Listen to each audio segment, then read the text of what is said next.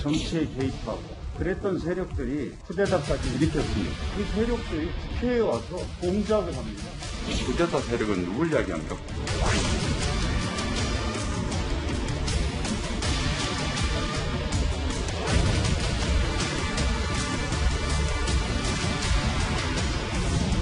그러나 저는 제가 아무리 양심을 먹고 보더라도 이건 특혜준 것이 아닙니다.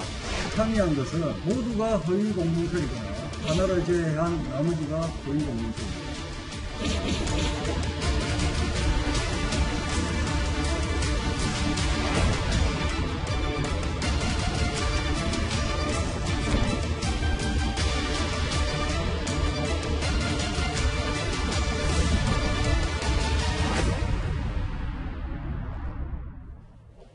예, 그러게요. 더불어민주당도 좀 더 전사적으로 나온 것 같습니다. 추미애 장관 아들 의혹에 대한 엄호 발언 수위가 점점 세지고 있는데요. 오늘 서욱 국방장관 후보자 청문회에서는 여당 의원의 이런 말까지 나왔습니다. 과거에 군을 사유화하고 군에서 정치에 개입하고 그랬던 세력들이 쿠데타까지 일으켰습니다. 이제 그런 것들이 안 되니까 그 세력들이 국회에 와서 공작을 합니다. 내용인즉슨 김태현 변호사님. 과거 군에서 정치 개입을 하고 쿠데타를 했던 세력이 국회에서 추미애 장관 아들 의혹 관련해서 공작을 하고 있다는 게 홍영표 의원의 얘기거든요. 제가 한국의 현대사에 대해서 굉장히 무지하기 때문에 제가 몰라서 제가 묻습니다. 홍영표 의원님께. 자, 제가 알기로는 과거 군에서 정치 개입을 하고 공작을 하고 그런 세력의 쿠데타를 일으켰다. 누구죠? 제가 알기로는 육사 출신의 내인의 하나회를 중심으로 한 전두환, 노태우 이 두 사람의 세력들을 일컫는 걸로 제가 이해는 하고 저는 그렇게 알고 있습니다. 예. 저는 그렇게 배웠어요. 정치 개입하고 쿠데타 일으켰던 사람들. 하나회, 전두환, 노태우잖아요. 어떻게 됐죠? 92년도에, 93년도에 김영삼 대통령 집권하면서 하나회 다 정리가 됐습니다. 그 이후에 전두환, 노태우뿐만 아니라 그 밑에 있던 다른 장성들 전부 다 감옥 갔습니다. 지금 활동 안 합니다. 그죠? 누구 말씀하시는 거예요, 홍 의원님? 그 중에서 누가 지금 국회에 들어와서 이거를 기획하고 무슨 정치 공작을 하고 있다는 거죠? 누구 말씀하시는 거죠? 지금 국민의힘 국회의원들 중에서 지금 이 문제를 앞장서서 제기한 거는 신원식 의원이 군 출신이긴 하지만 예. 신원식 의원이 군 출신이긴 한데 하나입니까? 쿠데타 세력입니까? 예전에 정치 공작하던 사람입니까? 전두환, 노태우 두 사람과 가까운 사람입니까? 글쎄 모르겠습니다. 초선 의원도 아니고 여당의 원내대표까지 지내셨던 분은 예. 중진 중에 중진입니다.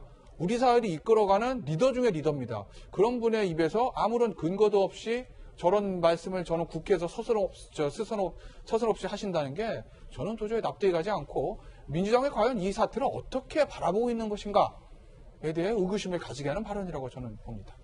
쿠데타 했던 세력이 국회에서 정치 공작을 했다.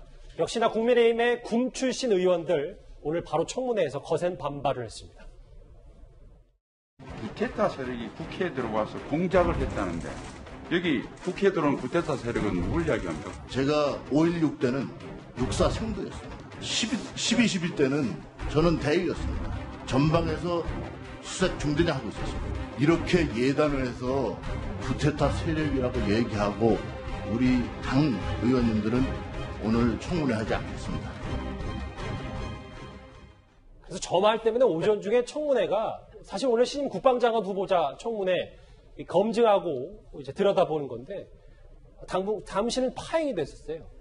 그러니까 우리 김태현 변호사가 얘기했던 현대사를 조금만 좀 넓혀보겠습니다. 예. 그러면은 그 쿠데타를 한 세력이 한 번 더 있긴 있었죠. 1960년대에 이제 박정희 장군이 쿠데타를 일으켜서 정권을 잡았는데 타당한지는 모르지만 아무튼 홍영표 그 의원은 그거랑 연결을 시키는 거예요. 그 박정희 대통령의 아들 박근혜 대통령이 있는데 박근혜 대통령은 51.6% 역대 대통령 중에 가장 많은 지지로 그 당선이 됐죠. 근데 이제 그 신원식 의원이 박근혜 대통령의 아들 박지만 씨와 육사 동기다 이제 이거를 얘기하고 싶어 하는 것 같은데 예. 사실은 육사 동기라서 오히려 박근혜 정권에서 견제받고 불이익을 당했다는 그 시각도 굉장히 많이 있습니다. 신원식 장군은 군에서 전략 문제 이런 쪽에서 굉장히 전문가이기 때문에 충분히 더 군에서 더 성장할 수 있었는데 오히려 불이익받고 나왔다는 시각도 있기 때문에 이런 일방적 주장이 맞질 않고 지금 이제 여당에서 나오는 게 예를 들어서 우상호 의원의 뭐 가추자는 편한데 휴가가 뭐가 문제냐라든지 황희 의원 당직병은 단독병이고 단독범이고 야당은 뭐 공범이라는 거라든지 아니면 뭐 김태년 원내대표는 카톡으로 휴가를 뭐 연장해도 된다라든지 이렇게 얘기하는 게 별로 그 도움이 되지 않습니다. 오늘 쿠데타 했다가 뭐 안중근 얘기까지 나왔는데 논리로 팩트로 저기가 싸움이 안 되니까 쿠데타 같은 이런 식으로 나오는데 사실 이 정권 초기에 기무사가 뭐 계엄령을 선포하려고 했다. 쿠데타를 하려고 했던 거 아니냐 이런 식으로 해서 수사까지 했었죠. 그렇지만 나온 결과가 뭡니까? 아무래도 80년대 운동권들이 군부 정권을 상대로 운동을 하다 보니까 어떤 피해의식 같은 게 있는지는 모르겠는데 이미 20년, 30년 지났습니다. 그런 피해의식에서는 이제 벗어날 때도 되고 있습니다. 조금은 개인적인 시각으로 좀 받아들일게요. 왜냐하면 뭐 여러 가지 얘기도 그렇습니다. 뭐 논란의 여지도 있을 수가 있으니까요. 그리고 오죽하면 부모가 민원전을 했겠냐고 했던 서른 의원 이번엔 양심까지 얘기를 했습니다. 제가 아무리 양심을 두고 보더라도 이건 특혜 준 것이 아닙니다. 있는 사실을 뒤집어가지고 덮어 씌우기를 하려고 하는 것이 지금 있는 상황이라고 보고 있습니다. 제 양심에서 나오는 이야기입니다. 그런데 여기서 끝이 아닙니다. 당의 공식 창구잖아요. 민주당 원내대변인이 오늘 오후에 급기야 독립운동으로 순국한 안중근 의사의 말을 추미애 장관 아들의 비유를 했습니다. 과거 다른 목소리 한번 듣고 오겠습니다. 무릎 수술을 해서 그 결과 군에 안 갈 수 있는 조건인데도 불구하고 어머니의 사회적 위치 때문에 내가 안 가도 되지만 가야 되겠다 이렇게 결정하고 군에 간 걸로 알고 있습니다. 공인의 아들이라고 아이가 어릴 때부터 돼 있어서 아이는 모든 문제를 거의 스스로 해결을 하고요. 엄마의 그 상황을 이해를 제가 일방적으로 바라기 때문에 이런 뭐 병원에 입원하거나 뭐 아프다고 해도 제가 병문안도 가봐주질 못했고요. 무심한 어머니였네요. 김주옥 교수님. 네. 오늘 여당 원내대변인의 말은 나라를 위해 몸을 바치는 게 군인의 본분인데 추미애 장관 아들이 군 복무 중에 무릎 수술을 한 것을 두고 이게 미국 헌신 군인 본분, 이 얘기 오랜만에 하네요. 안중근 의사 말을 몸소 실천한 것이다라고 얘기를 했습니다. 그러니까 뭐 마음은 알겠는데요. 나가도 너무 나간 발언이라 생각이 들고요. 그 안중근 의사가 조선의 국모를 죽이고 대한제국을 말살하려고 하는 일제에 맞서서 이또우를 죽이러 갔어요. 진술 조서에 의하면 23명이 급파가 됩니다. 안중근 그 의사를 포함해서요. 죽을 줄 알고 걸어간 길이거든요. 근데 이런 길을 그리고 또 대한민국 군대가요. 군대에 들어올 수 없는 사람은 받지 않아요. 왜냐하면 군 전력 문제가 분명히 있기 때문에 받을 수가 없는 거예요. 그러니까 제가 볼 때는 본인이 무릎이 아픔에도 불구하고 군대 왔다라고 얘기하면 칭찬받을 수 있는 문제이긴 할지 모르겠습니다만 저기까지 예를 들면 집권당 대변인이 말씀을 하시게 되면 이 사태에 대해서 국민들이 있고 동의하겠습니까? 이렇게 비유하는 거에 대해서 동의할 수가 있겠습니까? 말이 안 되는 지금 핵심은 뭐냐면 지금 나오고 있는 부분들이 위법한 게 있느냐, 특혜가 있느냐의 부분을 밝히면 되는 문제예요. 저는 민주당도 마찬가지지만 이 부분만 명확하게 짚고 밝히면 되는 문제인데 계속 그 추미애 장관을 옹호하려고 하다 보니까 또 검찰개혁이라고 하는 큰 활동만 생각하다 보니까 전혀 국민 정서랑 어긋나는 부분을 가고 있어요. 제가 볼 때 이렇게 가게 되면 오히려 민주당 스스로가 얘기하는 부분에 대한 신뢰성이 상실 수밖에 없습니다. 그리고 제가 부탁인데 안중근 의사 같은 분을 그 얘기를 가져와가지고 저렇게 비유하지 마십시오. 우리 역사가 그렇게 만만한 역사가 아닙니다. 알겠습니다. 오늘 근데 공교롭게도 역사 공부 꽤 많이 하네요. 김 변호사님. 네. 조금 전에 들어온 얘기인데 이제 논란이 좀 커지니까 여당 대변인이 그 안중근 의사 부분만 논평에서 삭제를 했다고 하더라고요. 뭐 본인들도 이 자체가 좀 부적절했다고 나름대로 평가를 한 겁니까? 민망했을 거예요. 본인도. 그렇지 않습니까? 예를 들면 뭐 군인 본분 다 하려고 복무 중 병가 뭐 저거야 뭐 그렇게 뭐 생각하는 건데 안중근에서 아주 앞서 김종국 교수님 말씀 다 하셨지만 미국 헌신 군인 본분 나라를 위해 몸을 바친 거 무슨 몸을 바쳤습니까? 서울병이 도대체 나라에도 뭘 바쳤습니까? 다른 사람과 똑같이 카투자 복무한 거 아니겠습니까? 근데 무슨 안중근 의사처럼 그렇게 했다는 거죠. 그러니까 저걸 해놓고 아마 원내대변인이 공식적으로 본인이 이게 사실은 개인 SNS 공간에 쓴 것도 아니고 공식적인 대변인 논평으로 브리핑을 나간 거거든요. 그렇죠. 그러고 나서 비판 많이 받으니 본인도 좀 뻘쭘했겠죠. 본인도 민망했겠죠. 예. 그러니까 수정본 다시 내보는 거 아닐까요? 저는 그렇게 봅니다. 스스로도 부적절한 거 인정한 거예요. 아닙니까? 근데 그 애초에 그 생각을 못했고 일단은 안중근 의사까지 거론하면서 여러 가지 뭐 아까 자막에도 나왔지만 안중근 의사가 휴가 연장했냐 뭐라는 비판적인 시각도 있는데 당 내부 얘기 잠시만 하나 짚고 넘어갈게요. 다음 화면을 볼까요? 조상호 부대변인. 예. 최근에 뭐 박영진 의원도 오늘 한 인터뷰에서 얘기를 했고 이렇게 불법이냐 아니냐로 볼 일이 아니고 국민 감정 정서를 좀 찾아봐야 된다. 평범한 청년들이 갖는 허탈감도 죄송하다. 휴가 처리가 제대로 됐느냐 안 됐느냐로 시작된 문제가 통역병 자대 배치. 빨리 있는 그대로 다 공개를 해야 된다. 조응치원의 얘기.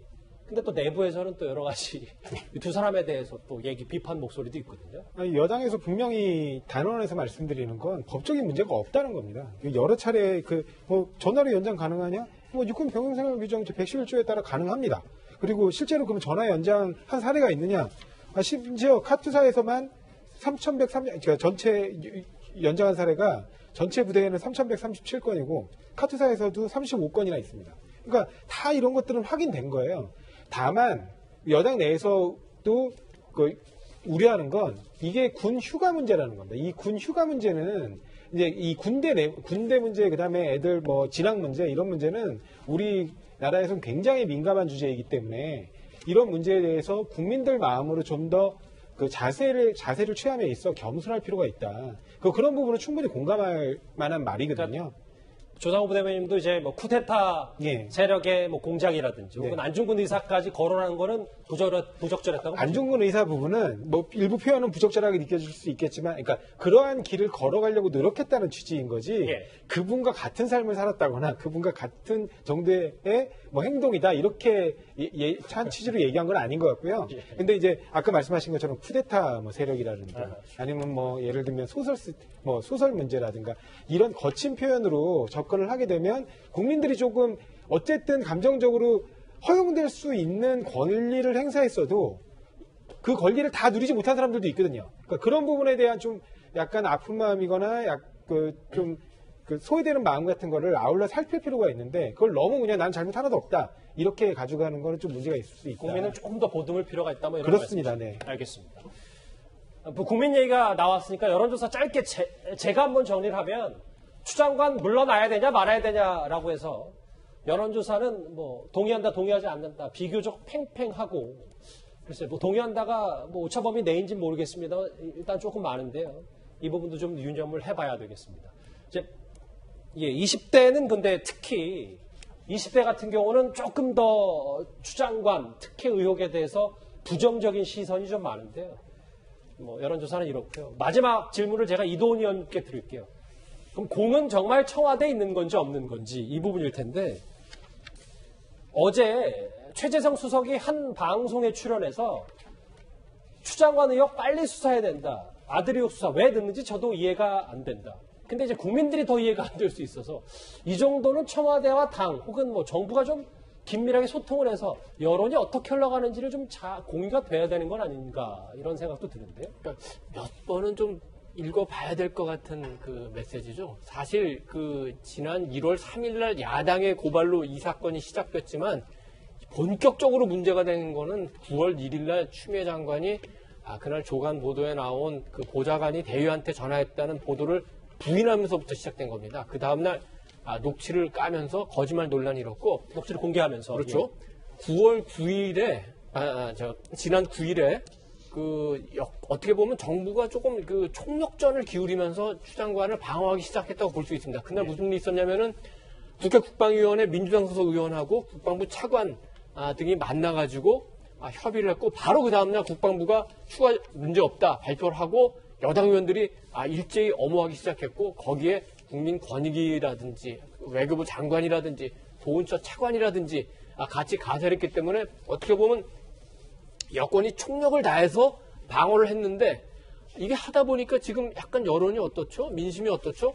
이러니까 청와대가 고민하는 것 같습니다. 청와대도 사실은 그 와중에 지난 11일 날 추미애 장관 해임 청원이 있었는데 그거를 그때 그 답변을 하면서 추미애 장관에 대한 신임을 의사를 밝혔기 때문에 청와대도 추미애 장관 끝까지 옹호하는 걸로 가는구나 이렇게 생각했는데 그 흐름에서 나온 최재성 정무수석의 메시지는 굉장히 조금 미묘한 변화가 느껴져요. 왜냐하면은 가장 중요하게 생각하는 민심, 그 중에서도 추석을 앞두고 이 여론의 흐름을 굉장히 중요하게 생각하지 않을 수 없는데, 아까 우리 김 앵커가 자세하게 그 여론조사 설명했지만 무리로 나타난 그 여론도 중요하지만 물 밑에 흐르는 민심이 어떻게 변하는지에 청와대가 아마 고민하고 있을 겁니다. 알겠습니다. 안중근 의사의 말을 실천했다. 이 논란이 커지자 여당 대변인 부랴부랴 이 논평을 삭제했습니다. 정치권 관련 추미애 장관 아들 의혹까지 정리를 해봤습니다.